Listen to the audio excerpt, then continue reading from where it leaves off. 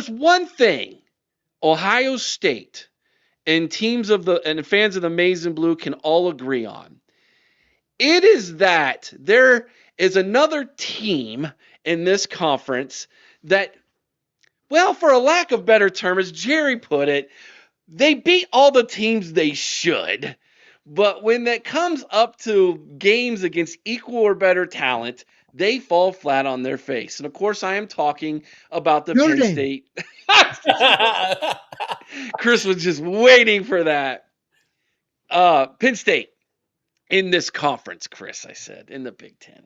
They should be. They should be. You're right.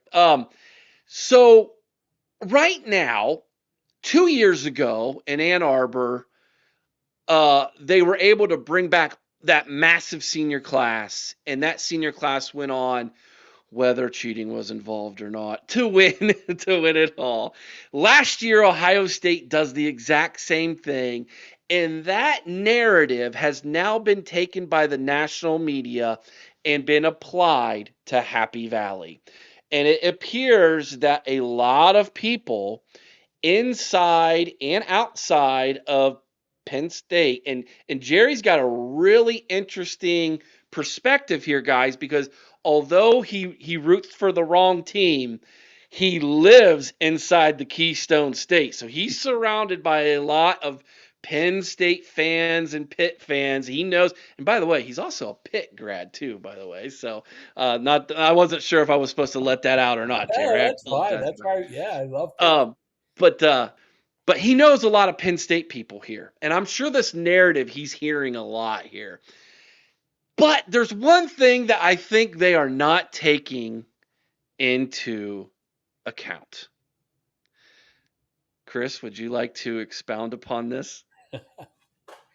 Well, you know, it's like this. They are a good team on paper. They really are.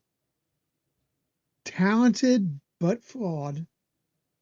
However, there's one big problem, and that's the fact that James Franklin is going to James Franklin this thing one way or another. 4-17 versus Ohio State and Michigan. A long history of, shall we say, questionable decisions when the game is on the line. And Drew Aller, despite all the hype, really has yet to show that he can come up big against the big teams. So you look at this team and why everybody's got this great feeling about, Penn State. And they got Jim Knowles now on defense. Well, guys, it takes 3 years for Jim Knowles to build a defense. We saw that firsthand. You've got USC, Wisconsin, Iowa, all his road trips. Now, none of them are powerhouses, but I'm going to guarantee you one of those three teams is going to get a win on them. Guaranteed. And then you got Ohio State and Oregon coming to your house. That's at least one loss, if not two. Guys, Penn State this year is 9-3 at best. Whoa. That's just how it is. Are you sure? I love how Chris just says it how he thinks. I love it. That is just how it is. Ohio State's going to go in there and slap them around like they always do. Dan Lanning's got a lot of frustration built up from last season. He's going to take that out on him. And if not, he'll find some kind of a loophole he can exploit. Smart guy, though. I'm not going to deny it. That was a smart move. And like I said, you're going to get one of those three who's going to get an upset win. 9-3 for Penn State. Ignore the hype. James Franklin is still the head coach there. Nothing's going to happen while that happens. Or why that's the fact. So I may not have them at 9-3. I think they'll probably have two losses. I will say this about Franklin. So I hate Penn State since I was a little kid. Penn State, it was either Pitt or Penn State. I took Pitt. I hate Penn State. But I've almost all of my friends love Penn State. And I know a few players that have played, including on their national championship team against Miami and so forth. And it's interesting because the players that I know that they never played under Franklin, I have to put that full disclosure here. The players that I know that love Penn State, they don't think Franklin's the guy. They're like, he recruits at a decent level, Mhm. but he's not the game day coach that can get it done. That's what I've heard. And these guys, I mean, they bleed blue and white. I also agree that Franklin he winning one big game doesn't mean you can win the big game, right? I mean, you need to beat certain teams when you're playing at talent level that's yours or above. You need to pull some of those out, and more often than not, he doesn't. And then talking about Drew Aller, you made a great point, Chris. There is a lot of hype on Drew Aller. In fact, in Pittsburgh, they want the Steelers to draft Aller, and I'm like, God forbid, don't draft Aller. Like that's a waste of a pick. He's a really good quarterback. He's good. He's a really good college quarterback, but I don't think he's the quarterback that can single-handedly put a team on his back and make them win games when everybody else isn't playing to where they need to play or where they're not pounding the rock with their backs in their offensive line. He's not the guy that I would trust to win the game. The other thing is they have so much talent on defense. They have offensive talent, but what they don't have on the wideouts is explosiveness, right? And it just seems like they've always lacked that over the last few years as they've accumulated this roster. They're just not getting the explosive players. So I don't know about any new recruits that they're signing or what just happened in the transfer portal for Penn State. But they're not that team that can say, I can score like this against a good team when I need to, right? And what's interesting is when you look at all these teams that do win the championship, they all had that ability. And I will say Michigan's wasn't like a quick strike all the time, but when they won it, they were able to make big plays when they needed to. And it just, the eye test, it doesn't pass for me for Penn State. I think if there's a 14 playoff, they'll be there in 4 teams if that was this year. But I'm not so sure that they're not going to finish 3rd or 4th in the Big Ten. So Chris and I are starting to do, and Chris probably got that email and knows exactly where I'm going with this. We're starting to go through every Big Ten schedule and make our predictions. We do it every year, and we start to break down every Big Ten team in the middle of June since we've added 4 teams from the West Coast. We call it our two-a-days. We do 2 Big Ten teams every single week from now until the college football season starts. We look at their roster. We look at their schedule, what the main storylines are, what trends there are, things of that to come up with an idea of a good prediction.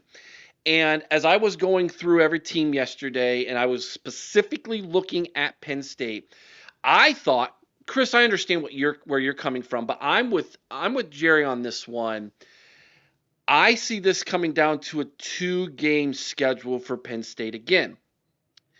And until James Franklin shows me he can take equal or lesser talent and beat somebody on the field schematically, I have zero faith in them. I think they're 10-2. And TG said she thinks that Penn State can beat Oregon in a whiteout, catching them earlier in the season. Maybe. Well, that's a good point. That's definitely the game of the year early on for Penn State. But I have to ask, is 10-2 sneaking into the playoffs and then probably getting an early exit? Is that enough for that fan base, Jerry? Or No. is it finally hot seat, time to get him out of there? So I don't know that he's on the hot seat. I don't want to say that, but I think for the fan base, it's the 10-2 seasons all the time. Look, they always finish in the top 10 under Franklin, right? Most of the time they finished in the top 10, maybe even the top 7 or 8. So I think they're happy with that, but that's not good enough for them, right? Like, if Pitt finished in the top 10 every year, we'd be like, great, Pitt in the top 10. For Penn State, that gets old. And I don't think he's actually on the hot seat. Like, if they don't win it, he's not going to get fired. But that's not good enough for the fan base. Absolutely not. Ryan Day's championship. I got to read this, Chris, before you jump in. Come on, Eric. You already know what it is. They lose, and he argues with a fan on the way out. Yeah, that doesn't help. His Facts. personality doesn't help too Facts. much. It doesn't. It doesn't. Go for it, Chris. What am I going for? Oh, we're talking about whether you think the fan base is eventually. I mean, the fan base is already The fan base, fed up. they're fed up, but until they demand more, and if they just want to settle for mediocrity, James Franklin's their guy.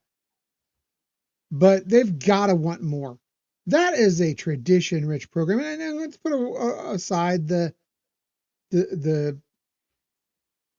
issues they had, with Sandusky there. The program itself was tradition-rich up to that point. And they should want it to be that again. For them to accept the constant mediocrity is and now understand this is coming from a person who was ready to kick the winning coach of the national championship out of town last November. But there's a reason you were about to do that, right? yes, And it's the reason you're saying they should do and it. it's the reason they should be looking at kicking Franklin out of town. If you cannot get, and Ryan Day's only been there 6 years. This guy's had 11 years now to get this right? Yeah, he's been there a while. 11 years, and the best you can come up with is 4-7? Or no, it was more than that, wasn't it? I can't remember the exact number right off my head now, but it was 4-17. 4-17. Yeah. You know, Chris, in Western Pennsylvania, I mean, they own recruiting in Western Pennsylvania. Oh, yeah. They really do. And that's a great football area. I mean, I lived up in the eastern part of Ohio up there at one time, and they had good football in Western Pennsylvania. Yeah, we really do. And he's a hell of a recruiter. He really is. And but once he gets them on campus, he doesn't know what to do with them. That's exactly it. And it's just, wow, I'm giving Ohio all kinds of props here. But that goal line stand against Penn State, Mm-hmm. I think that's 100% on. I give Ohio State's defense a ton of credit because when any team was on the goal line, they were a brick wall. But for him not to put the ball in their best player's hands, it was crazy. Like, I don't think they gave it to Tyler Warren one time inside the 10-yard line when they played Ohio State. And I'm like, how can you not give him the ball every time or target him or something? Right. It's, you were talking about the tradition of Penn State, and their tradition is a long one. And the fans are super loyal, and I would compare their fans to Ohio State or any big program, Alabama, Michigan. They bleed for that team. And the tradition is pretty amazing. I mean, going to Penn State on a game day, it's one of the top 5 places I would say to go watch a game. I've never been in the stadium to watch a game, but for the tailgates, I finally made it, and it's somewhere special. But yeah, they need to step it up. Something has to change. Something needs to be rattled. I think in their eyes, taking Jim Knowles was part of that step, like, right, making a change there. Sure. But I don't think they always play tough defense. That's not where the problem is. I think the problem is on the offensive side of the ball when they're playing a big team. They don't perform in the same way that they do during the season. I think in closing, that this season it kind of feels to me like a make or break year for James Franklin. And I'm not saying that they get rid of him, but I kind of feel like maybe if it doesn't work out better for him this year, if he doesn't at least win the Big Ten or at least make the college football, title game, I'm wondering if he doesn't kind of remove himself and go for another job. Because maybe he starts to think, I've done the very best I can here, and there are just some limitations here that maybe I can make up for back in the SEC, possibly. Eric, when you say the limitations, what are you thinking about there? I think Penn State, it's not an easy place to get to. I know that he does really well recruiting, and I know that their NIL is good, but it is not a metropolitan city that you're going to be able to. And you look at some of the other college towns. It's not even a bigger college town, and they don't have an airport that you can just fly into. There are some limitations that he's done a pretty good job of overcoming, but not to the degree I think that he can put himself on the level with the team up north, Ohio State, USC, Oregon. Um, that's why I feel it's a make or break year. This is the best roster he's had. This is the best opportunity he's going to get. If he doesn't do it this year, I think the fan base and even he will have to ask himself, if it wasn't this year, probably not going to happen for me at Penn State. Yeah, I appreciate. I'm just being a realist there. Yeah, I appreciate your take.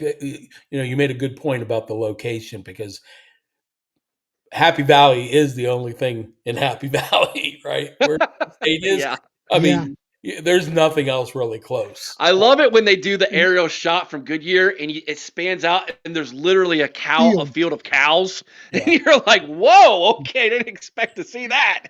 But I will say the people that go there, there's this infatuation with it. Like when they somehow grab the hearts of all these, whether it's the students, the alumni, they have that attraction there. You go on a Thursday and the alumni are pulling up in RVs one after another, and they started on Thursday. So it's interesting because you're right. It's like in the middle of nowhere, but and that definitely I can see what you're saying in terms of recruiting kids from across the country.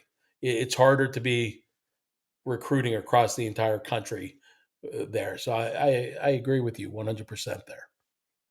Just to piggyback off what you said about the make or break year, I think it definitely is. I think it's a critical year for Franklin because next year you're going to reboot. You're losing so much after this year. You've got so many upperclassmen this year. Why not, if you're going to do it, reboot everybody at one time? If you're going to kick the coach, you're going to lose some transfers, this, that, the other. Why not just bring the new coach in as you're bringing in new kids? That's a good point. One last thing. A couple people brought up in the chat, and Troy brought it up too. He goes, I want to see how Franklin and Knowles get along. They got through coordinators pretty quick up there. Tells me he's a pain to work for, possibly. Knowles is kind of crusty too, 100%. Should be fun to watch. Yeah, that could go really well, or it could become a train wreck. So, do you think there's any chance Knowles is up there for a reason? No. I don't think he has a desire to be head coach. Okay. I don't. He's not head coach material. He's not, Chris.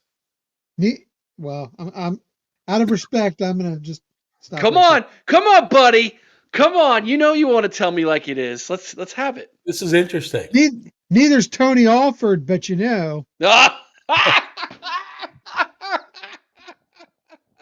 Oh, he went there on you, Jerry. He went there.